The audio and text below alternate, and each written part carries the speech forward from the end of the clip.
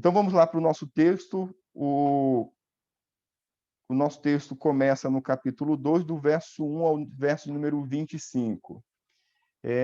Algo que é importante dentro dessa abordagem de João, do entendimento da estrutura, consequentemente do tema que será abordado em cada estrutura, é a compreensão da relação entre sinal e discurso. Nós já falamos isso, como que João vai relacionando os sinais com o discurso. Então, nós temos aqui, já no capítulo 2, do verso 1 ao verso número 11, o primeiro sinal. O que a gente vai precisar entender é qual a relação desse sinal com o restante do discurso. Uma outra observação aqui importante para análise do texto é quanto à natureza do texto. Ou seja, nós estamos aqui inicialmente no sinal, diante de uma narrativa, e depois, então, nós temos um texto discursivo que se encaixa mais dentro daquele aspecto de um relato do que necessariamente de uma narrativa. Então, isso é importante porque é a partir dessa percepção que a gente vai elaborar ou selecionar as ferramentas de interpretação. E é a partir daí que a gente vai aplicar o processo de hermenêutica. Então, no primeiro caso, o texto começa falando sobre... eu vou ler o texto, depois a gente vai pontuando aqui algumas questões. 3 dias depois, houve um casamento em Caná da Galileia.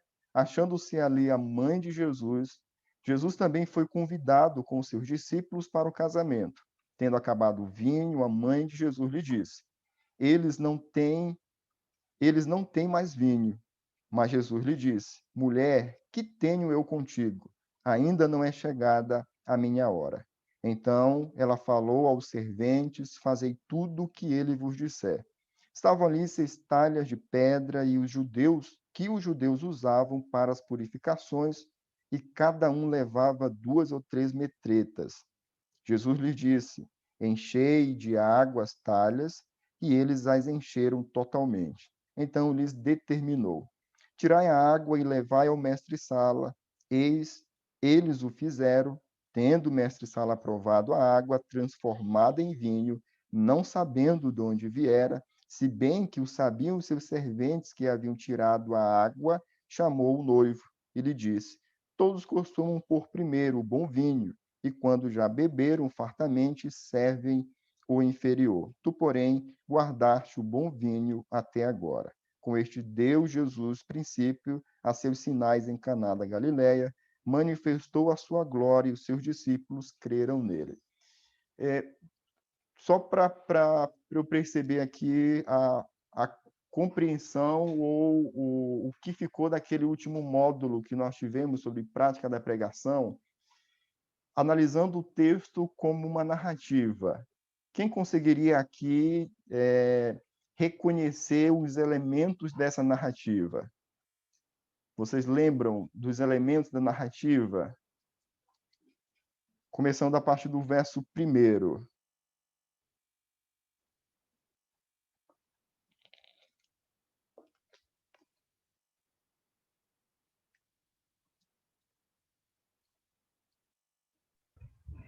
Aldo, Ele seria enredo, a né? questão de... Ele está na Galileia, que é o local onde vai acontecer toda a narrativa. Repete, por favor, Rafael. Questão do local, do enredo, onde vai acontecer toda a narrativa, que é a Galileia. O local, certo. O Que evento, mais? que é o casamento, onde o fato se dá. E os personagens, personagens. Os Os personagens. personagens aí estão importantes também, né? Certo. Ok, então deixa eu ajudá-los aqui. É importante que vocês consigam revisar aqueles elementos de uma narrativa. Nós vamos ter o enredo como um elemento dentro desse todo. Mas quais são esses elementos do enredo? Nós vamos ter, na parte geralmente inicial da narrativa, a introdução, onde geralmente é apresentado o local, geralmente é falado alguma coisa sobre o tempo, onde geralmente também os personagens são apresentados. Então, isso tudo acontece na parte introdutória. Depois da introdução, nós temos a situação problema, ou seja, alguma coisa vai acontecer. E aí, a partir dessa situação problema, essa situação problema vai sendo desenvolvida, a tensão vai aumentando até chegar à parte do clímax. Então, no clímax, nós temos o objetivo do autor sendo apresentado naquele clímax. Aí, depois do clímax, dependendo da narrativa, a narrativa vem declinando, mas ela pode apresentar uma conclusão ou um comentário acerca daquela conclusão. Então, o nosso foco precisa estar em que parte da narrativa? Precisa estar no clímax e precisa estar também na conclusão ou no comentário acerca do clímax.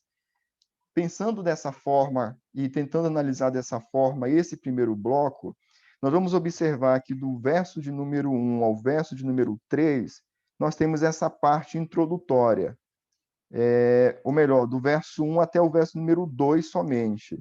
Por que até somente o 2? Porque no verso de número 3 já é o momento em que vem a situação problema. Qual é a situação problema? O vinho acabou. E aí a mãe de Jesus traz essa informação e é a partir dessa situação problema que a tensão vai ser desenvolvida. Qual é o versículo que apresenta o clímax dessa narrativa? Entendendo a situação problema como sendo introduzida no verso número 3, o verso número 4 desenvolve essa situação, a tensão começa já a aumentar a partir desse momento. Qual o versículo ou qual a frase, em que parte se encontra o clímax? É o 7, Aldo. Verso número 7. Alguém concorda com Joel? Acho que talvez seria o Não, 6 aí. tá no final, na questão, pelo menos o que dá para ver saltando da cena aos olhos, seria a questão de o mestre-sala beber o vinho provado, tendo o mestre-sala do 9, né, do 9 em diante. 9 e 10 seria o clímax, por conta do milagre que foi realizado e contemplado. Isso aí não é do milagre? Que vai. Talvez seria o 5 lá. Deixa eu ver aqui. Deixa eu só me localizar aqui, professor. O 5 é: então ela falou aos serventes, fazei tudo o que ele vos disser. Sim, sim. Seria o 5? Professor, Sim. eu penso semelhante ao Rodrigo também. 9 e 10. 9 e 10, né? Mais alguém?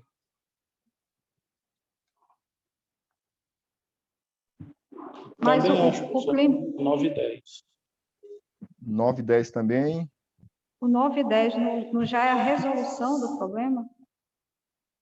A resolução, como é que a gente vai pensar nesses elementos? Uma forma simples de você pensar e tentar identificar e ter essa resposta seria o seguinte: você vai lendo a narrativa e no versículo em que você tem essa dúvida, você vai se perguntando, até esse determinado momento, a narrativa ainda continua me levando a esperar uma resposta, ou até esse determinado momento eu já consegui, como leitor, compreender o que o texto queria me informar. Então, usando esse critério, no verso de número 7, ele vai dizer o seguinte: Jesus lhes disse, enchei de água as talhas, e eles as encheram totalmente. Até o verso 7 aqui, a situação está ainda acontecendo.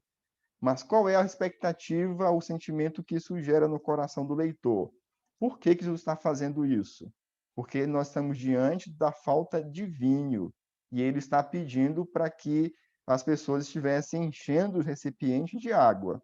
Ou seja, até esse momento não tem nada ainda concluído ou esclarecido. E o verso número 7 reforça a tensão. porque a partir desse momento cria a expectativa de que, bom, se faltou o vinho, se Jesus está pedindo para que os recipientes sejam enchidos de água, alguma coisa vai acontecer. Então fica essa expectativa, ou seja, a tensão ela vai se desenrolando. No verso de número 7, ou melhor, verso de número 8, então eles levam para o mestre-sala, e aí então esse clímax começa a chegar no ponto mais elevado, que é em que momento? O momento quando, no verso número 10, ele diz de fato isso: todos costumam pôr primeiro o bom vinho, e quando já beberam fartamente serve o inferior. Tu, porém, guardaste o bom vinho até agora. Então, o verso número 10 apresenta o clímax, e a parte final do verso 10 destaca a verdade central.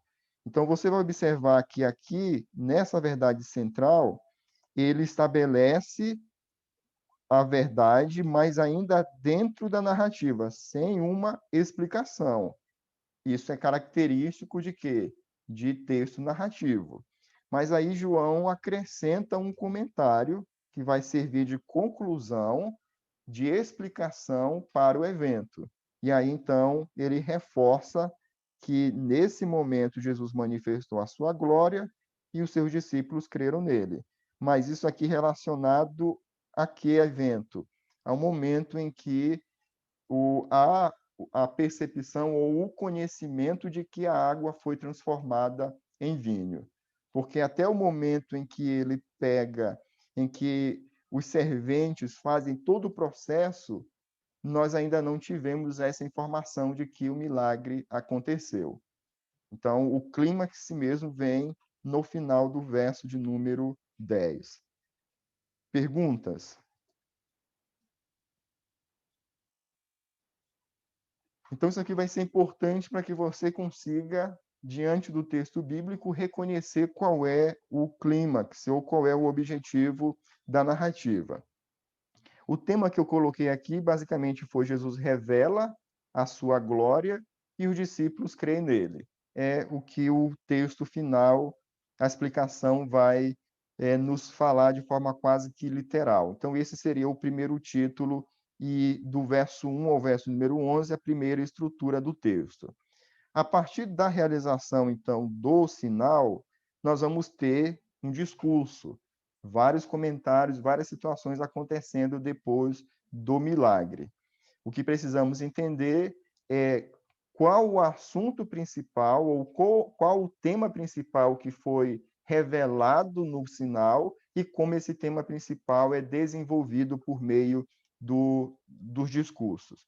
Então, o tema principal, basicamente, está nessa mudança de água para vinho. Essa mudança onde a era messiânica, agora que está sendo estabelecida por meio de Cristo, que cumpre todas aquelas alusões ou ecos do Antigo Testamento, estão se cumprindo por meio da pessoa de Cristo, trazendo uma renovação por meio do estabelecimento do reino, trazendo uma mudança ou renovação da religião judaica. E dentro desse contexto, nós temos algo que é central dentro dessa renovação, que é a questão do culto, ou da presença, ou da compreensão do papel do templo na vida da igreja. Ou seja, a segunda parte, então, do texto vai focar ou mostrar como que essa renovação, como que o estabelecimento dessa era messiânica agora afetou a vida religiosa, espiritual do povo em relação ao próprio Deus. Verso de número 18, do verso 12 até o verso de número 22, o assunto é o templo ainda. Porém, nós temos uma divisão do 12 até o 17. Depois disso, desceu ele para Cafarnaum com sua mãe, seus irmãos e seus discípulos, e ficaram ali não muitos dias. Estando próxima a Páscoa dos judeus, subiu Jesus para Jerusalém. E encontrou no templo os que vendiam bois, ovelhas e pombas, e também os cambistas assentados. Tendo feito uma azorrague de cordas, expulsou todos do templo, bem como as ovelhas e os bois, derramou pelo chão o dinheiro dos cambistas, virou as mesas e disse aos que vendiam as pombas: Tirai daqui estas coisas, não façais da casa de meu pai casa de negócio. Lembraram-se os seus discípulos que está escrito: o zelo da tua casa me consumirá. O verso de número 17 resume bem o que está acontecendo. Uma possibilidade seria colocar o tema, literalmente esse: Jesus é consumido pelo seu zelo, ou o zelo pela casa do Senhor consumir a Jesus, seria uma possibilidade de tema, ou um outro tema bem mais simples seria abordar ou apontar para a purificação. O que está acontecendo aqui de forma externa, física, era uma alusão do que Deus estava para fazer de maneira espiritual. Então, a atitude de Cristo cumpre aquilo que foi dito no Antigo Testamento acerca dessa renovação, como Deus começaria, como que esse Messias viria, trazendo juízo, purificação em relação ao seu próprio povo, para o seu próprio povo, e como isso começaria pela própria casa de Deus. Então, esse é o primeiro tópico relacionado ao tema, que vai do verso 12, relacionado ao templo, que vai do verso 12 ao verso número 17. A segunda parte, ainda com base no mesmo tema, o templo, vai do verso 18 ao verso de número 22. Perguntaram-lhe, pois, os judeus: que sinal nos mostra para fazeres estas coisas? Jesus lhe respondeu: destruí este santuário e em 3 dias o reconstituirei. Replicaram os judeus: em 46 anos foi edificado este santuário, e tu em 3 dias o levantar? Ele, porém, se referia ao santuário do seu corpo. Quando, pois, Jesus ressuscitou dentre os mortos, lembraram-se os seus discípulos de que ele dissera isto e creram na Escritura e na palavra de Jesus. João vai trazer aqui uma explicação que vai servir, ou de um evento que vai ser posterior ao ocorrido. Então, essa declaração aqui, ela não serve como a questão-chave do texto, porque essa é uma nota explicativa do que vai acontecer após a ressurreição. O que ele está colocando aqui é de um evento que vai acontecer, um evento futuro. Mas o ponto central é que Jesus se intitula como o templo de Deus, e isso vai se consumar principalmente após a sua morte e a sua ressurreição. E a quarta e última estrutura, do verso de número 23 ao verso número 25. Estando ele em Jerusalém, durante a festa da Páscoa, muitos, vendo os sinais que ele fazia, creram no seu nome.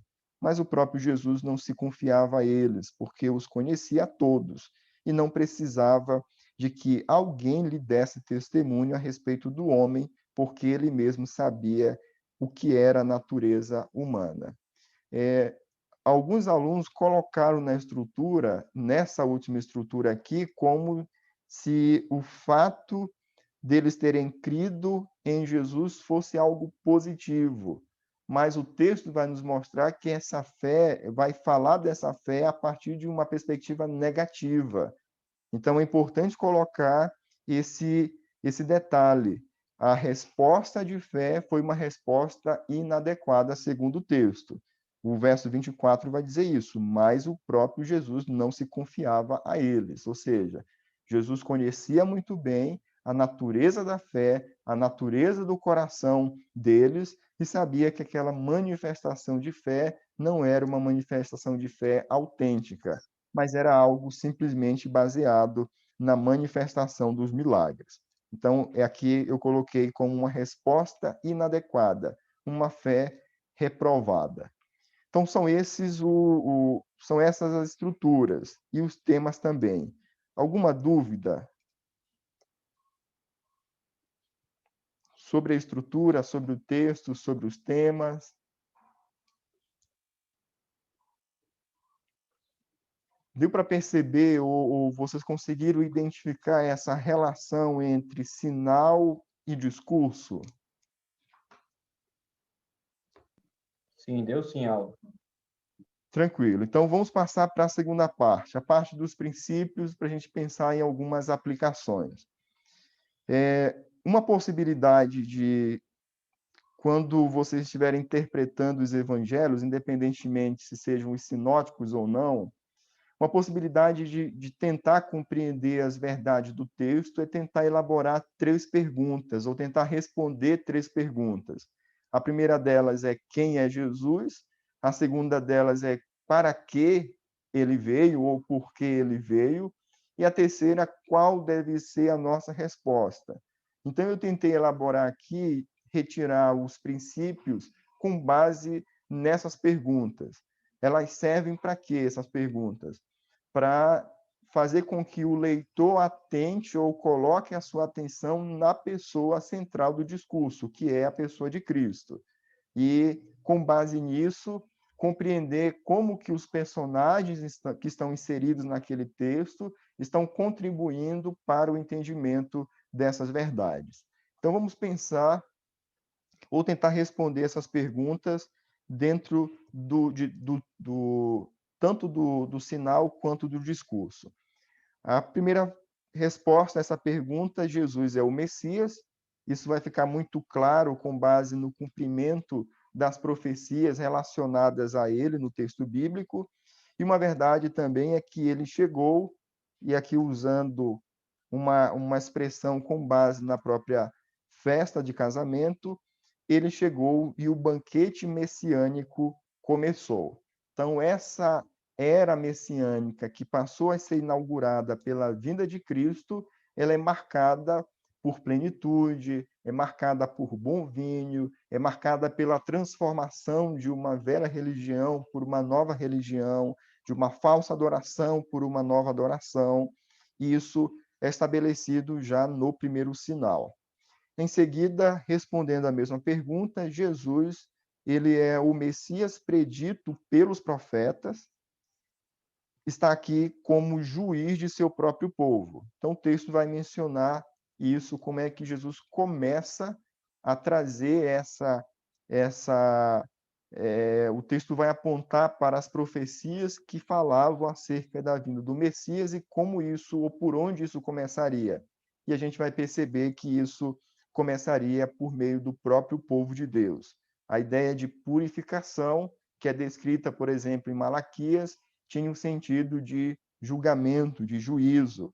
E isso fica muito claro nesse segundo bloco. No terceiro bloco, Jesus é o templo de Deus que foi erguido, ou ainda aqui no contexto, que será erguido por meio da sua morte e ressurreição, tendo em vista que ele coloca em relação a algo futuro. Com base no último bloco, Jesus é o Messias, que conhece a natureza da nossa fé e a intenção do nosso coração. Então, isso fica muito claro no último bloco. Você pode observar que essas perguntas ou essas respostas servem tanto como princípio e podem servir também como tema ou subtema para cada estrutura. Então, você pode utilizar ou elaborar um princípio que já tenha essa função. Vai servir para resumir a estrutura e também já servirá como um subtema que você vai poder aplicar melhor no momento da aplicação. Perguntas sobre essa estrutura, sobre os princípios, sobre as frases que foram elaboradas? Dúvidas?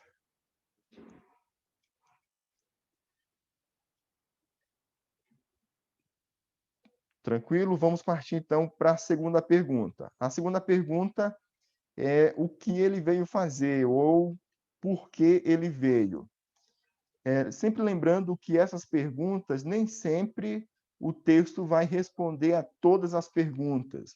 Então, dependendo do texto, você vai ter resposta para a primeira pergunta, dependendo do texto, você terá resposta para a segunda ou para a terceira. Em alguns momentos, você tem também a resposta em um único texto para as 3 perguntas. Pensando com base no texto de forma geral, levando em consideração a sessão toda, Jesus por que ele veio? Ele veio estabelecer a era messiânica e renovar a vida espiritual do povo. Então, essa foi a missão ou o propósito que já é apresentado nessa sessão como um todo. Por fim, ele veio julgar. Nós temos aqui o sentido de julgamento já no início, quando ele entra no templo, começando pela sua própria casa, pelo seu próprio templo. Então, essas perguntas ou essas respostas respondem à segunda pergunta para que ele veio. Por fim, terceira pergunta e última, qual é a resposta do homem ou o que ele espera de nós? Lembrando que sempre o objetivo é mostrar para o ouvinte, quando a pessoa está fazendo a exposição do texto, como foi que os primeiros ouvintes reagiram a essa mensagem, e somente então, num segundo momento, nós poderemos pensar em como isso se encaixa dentro da nossa realidade. Então, aqui o texto nos apresenta pelo menos 3 respostas. Uma resposta de fé, e isso acontece diante da revelação de Cristo, da sua divindade, no sinal, isso fica muito evidente quando Jesus revelou a sua glória. Nós temos uma resposta de oposição e rejeição, que agora está sendo introduzida e que ainda está realmente no início, mas que vai se tornar bem mais intenso daqui para frente, principalmente na segunda parte do Evangelho. E nós temos também uma terceira resposta, que é uma resposta também de fé, porém uma resposta inadequada. Então, se eu consigo reconhecer as respostas que foram dadas a Cristo, eu consigo também, a partir dessas respostas, ter um princípio de aplicação ou uma oportunidade de aplicação. Lembrando que esse processo é bem diferente daquela metodologia onde nós apresentamos uma narrativa, apresentamos um milagre e diretamente encorajamos a igreja ou o ouvinte a fazer o que o personagem fez de bom. Não é isso que está acontecendo aqui. Muito pelo contrário, essas 3 perguntas elas precisam ser apresentadas e precisa haver uma exposição em ordem para que, primeiramente, a pessoa entenda quem é Jesus. Então, com base no entendimento de quem ele é e do que ele veio, aí sim nós podemos estimular algum comportamento ou levar a igreja a refletir em alguma ação. Caso isso não aconteça, sem o entendimento de quem ele é ou o entendimento do que ele veio fazer, focar simplesmente na resposta que foi dada dentro da narrativa, e a resposta que devemos ter hoje não vai ter muito sentido. Seguiremos, consequentemente, um caminho do legalismo, do moralismo, por não conseguirmos entender de fato quem é esse Jesus. Então, essa aqui é uma proposta para que vocês possam, quem sabe, usar quando vocês estiverem interpretando os evangelhos, tanto os evangelhos sinóticos quanto também o evangelho de João. Tentar elaborar essas 3 perguntas e identificar, encontrar resposta a essas perguntas. Essa metodologia ou essas perguntas nos ajudam também quando, por exemplo, a gente está discipulando um cristão ou evangelizando um descrente. São perguntas simples que ajudam o leitor a focar naquilo que é essencial dentro do texto bíblico. Perguntas, comentários, dúvidas?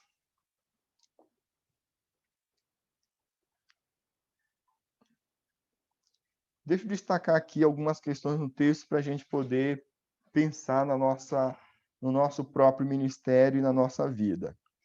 Algo que nos chama a atenção no sinal é a forma como o texto vai apresentar a reação aqui dos serventes, que o texto, na verdade, não vai nem desenvolver isso, só vai simplesmente falar que eles estavam presentes, a reação do mestre-sala e a reação dos discípulos.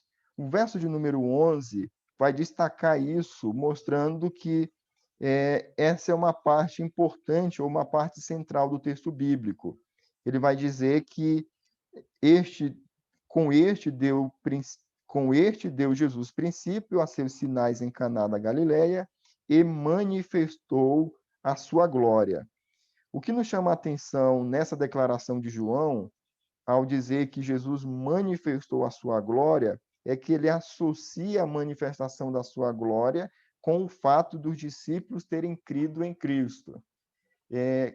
Dentro dessa associação que João está colocando, manifestação da sua glória, ou seja, a sua autorrevelação, a autorrevelação de Jesus como o Messias prometido, e o fato dos discípulos terem crido, nós vamos observar, então, que isso não aconteceu com os serventes e não aconteceu com os demais que estavam presentes. O texto faz menção de que, de fato, o mestre-sala não tinha presenciado o que tinha acontecido, ou seja, ele não viu o milagre, mas os serventes participaram de todo o processo. Mas o texto vai destacar que somente os discípulos puderam contemplar a glória de Cristo. Um princípio que fica muito claro no texto e que serve também para os nossos dias é que o simples fato de alguém observar, contemplar o milagre, ou o simples fato de alguém ser alvo da manifestação de um milagre, isso não implica dizer que essa pessoa tenha tido um vislumbre da glória do Filho do Homem. Ou seja, nós vamos ver isso de forma muito clara nos evangelhos. Pessoas sendo curadas e, em alguns momentos somente, o reconhecimento por meio da cura de que, de fato, Jesus era o Filho de Deus. Nós vamos ter um exemplo, por exemplo, lá no texto de Marcos, sobre a sogra de Pedro. A sogra de Pedro estava com febre, o texto não diz exatamente qual era o seu estado, se era muito grave ou não, mas em Marcos vai destacar de forma muito simples que depois que ela foi curada, ela passou a seguir a eles, aos discípulos, ou seja, tanto a Jesus quanto aos discípulos. Ou seja, a cura gerou uma compreensão, fez com que ela não somente tivesse sido alvo do poder milagroso do próprio Filho de Deus, mas também, provavelmente, deu a ela o entendimento de quem era aquele que estava realizando aquele sinal, aquele milagre. Então, isso fica muito claro. Nem sempre o sinal, a cura, vai conduzir a pessoa ao conhecimento de quem é Cristo, mas aqueles que conseguem, por meio da manifestação do milagre, entender quem é de fato que está realizando o milagre, esses são levados pelo próprio Cristo a fé, a crer e, consequentemente, têm suas vidas transformadas por meio da realização, da revelação extraordinária do Filho de Deus. Então, esse é um princípio que fica muito claro aqui já nessa realização, nesse milagre. Uma outra área que o texto vai apontar, e aqui nós temos duas realidades. A primeira é a realidade física, realidade material, e a segunda é uma realidade espiritual. O texto vai falar do comportamento dos cambistas e de todos aqueles que estavam ocupando a parte externa do templo como um comportamento inadequado. E isso vai reforçar a própria atitude de Cristo, vai reforçar um pensamento que às vezes é levado para um extremo que acaba tendo alguns prejuízos, que é o fato de que, pelo entendimento que temos de que nós somos o templo do Espírito Santo, nós às vezes chegamos a um extremo de não valorizar o próprio templo. Ou seja, argumentando de que Deus não habita em templo feito por mãos humanas, nós então não valorizamos ou não cuidamos, não temos uma atitude adequada diante da congregação ou do templo físico. O texto vai nos mostrar o contrário.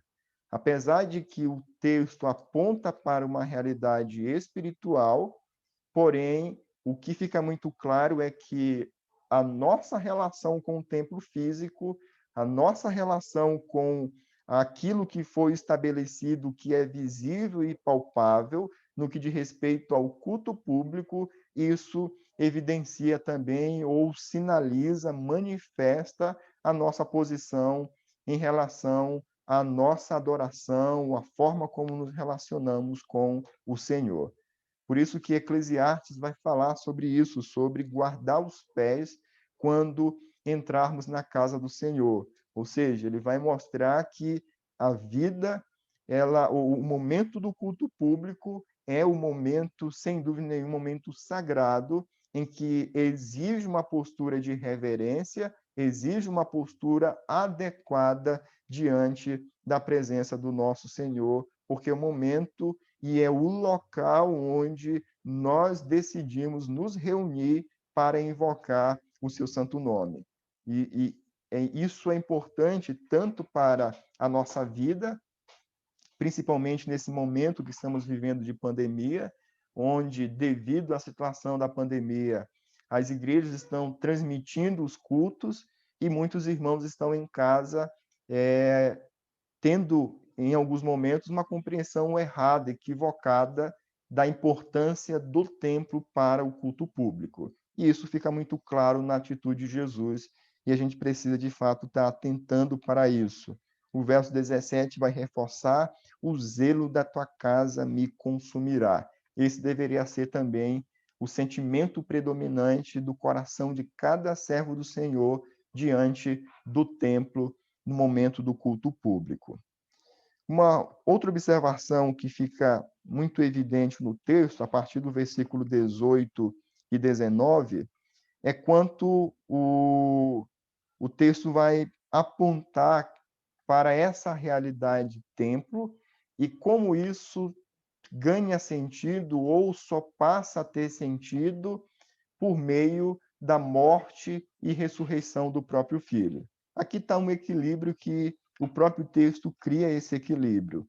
Ou seja, essa visão correta da verdadeira adoração, de uma postura sensata, de uma postura coerente dentro do momento do culto público, isso só pode glorificar a Deus se for feito dentro desse entendimento ou dentro dessa conexão com a morte e a ressurreição do próprio Filho de Deus. Eu não posso desconsiderar essa verdade de que, mesmo estando no local estabelecido por Deus para o culto, esse culto só será bem-sucedido se for por meio do verdadeiro templo. Essa é a verdade que traz equilíbrio dentro do texto bíblico. E, infelizmente, alguns acabam rejeitando essa verdade. Colocam o templo ou valorizam o templo acima da própria presença ou mais do que a própria pessoa do Senhor Jesus Cristo. Nesse caso, o templo passa a ser simplesmente um local em que não tem nenhuma relevância ou não contribui de forma alguma, porque o canal pelo qual Deus recebe o nosso culto, a nossa reverência, a nossa adoração é por meio da pessoa do nosso Senhor Jesus Cristo. Para concluir, uma verdade fica muito clara no final, é como que dentro desse ambiente ou dessa vida de adoração, nós precisamos atentar para essa verdade. É de que não basta simplesmente manifestar comportamentos, cultivar ações que aparentemente sejam louváveis, mas é preciso, de fato, ter fé sincera. É preciso, é necessário depositar na pessoa de Cristo uma fé autêntica, porque, diferentemente de qualquer líder terreno, ele conhece perfeitamente o nosso coração.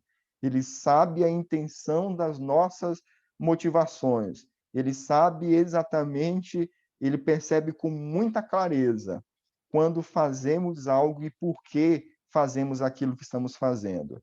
Então, dentro desse relacionamento, dessa nova era que é estabelecida por meio do Cristo, do Messias, algo que já fica muito claro desde o início, é que essa adoração, isso vai ser reforçado no capítulo 4, ela precisa ser em espírito e em verdade, porque esse Deus que recebe a nossa adoração conhece perfeitamente o nosso coração, sabe das nossas intenções, e isso aqui muda completamente a nossa postura diante do nosso Senhor. Algo que nós percebemos, por exemplo, lá em Malaquias, o povo, os sacerdotes principalmente, assim como o povo também, estavam se aproximando de Deus e realizando os ritos, fazendo tudo aquilo que a lei ordenava. Mas algo que vai nos chamar a atenção lá em Malaquias é quando os sacerdotes manifestam o sentimento predominante no coração. E eles faziam aquilo com uma fadiga, com um cansaço, com um desprezo interno. Ou seja, mesmo estando realizando o ofício sacerdotal, mesmo estando no templo diariamente, mas a motivação era uma motivação completamente corrompida. E aí o texto vai dizer que Deus iria tratar com os sacerdotes, julgando a sua descendência, fazendo com que eles fossem envergonhados diante da própria nação, diante da própria comunidade. Deus traz juízo sobre o seu próprio povo, começando pela sua própria liderança.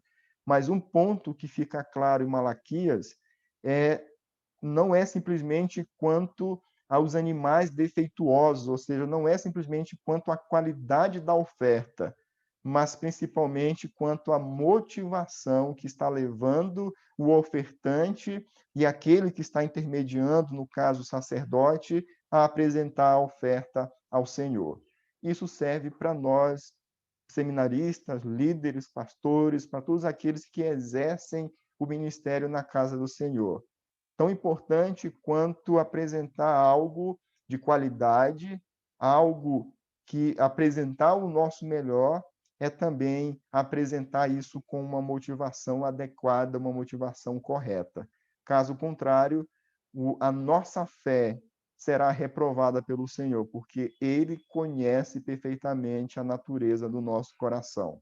E Ele não irá legitimar a fé a menos que essa fé seja produto de um entendimento correto de quem ele é, daquilo que ele veio fazer, e diante disso, então, manifestemos a forma como o nosso coração reage diante desse entendimento, dessa verdade. São algumas aplicações com base em alguns princípios que a gente precisa levar em consideração, pensando primeiramente na nossa vida e depois, em um segundo momento, na vida da igreja, do povo de Deus. Alguma observação? Alguma dúvida? O nosso tempo já está terminando, nós vamos então concluir. Se você tiver alguma dúvida, você pode estar participando, algum comentário, e logo em seguida a gente vai estar encerrando. Lembrando que o nosso próximo encontro, você já tem o texto disponível na plataforma, no YouTube, em que você já pode estar se preparando para a nossa próxima aula. E provavelmente, no máximo até segunda-feira, já teremos o texto seguinte. Dúvidas, perguntas?